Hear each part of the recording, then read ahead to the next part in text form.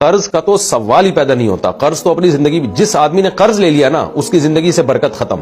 یہ ذہن میں رکھیں. بھیک مانگ لی یا قرض لے لیا.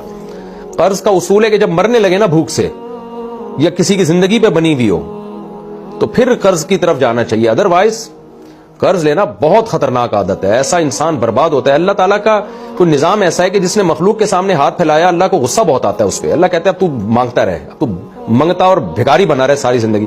کھربوں روپے بھی تو کمائے گا نا پھر بھی تیرے ہاتھ ایسے ہی رہیں گے. آپ دیکھ لو جو ہمارے کرپٹ سیاستدان ہیں، میں سب کی بات نہیں کر رہا لیکن سیاستدانوں میں کرپٹ بھی بہت ہیں، تو دیکھ لو نا ان کی حالت کیا. پیٹ بھرا کیا ان کا؟ کھائے جا رہے ہیں کھائے جا رہے ہیں کھائے جا رہے ہیں، رک ہی نہیں رہے. وجہ کیا ہے؟ ایک دفعہ جب ہاتھ یوں ہو گیا، ایک دفعہ جب لالچ آ گئی تو گیا بندہ کام سے. تو اس لیے قرض فوراً ادا کریں جن جن کا بھی آپ کے اوپر قرض ہے، اور یہ نیت کریں میں مر جاؤں گا بھائی میں نے قرض نہیں لینا.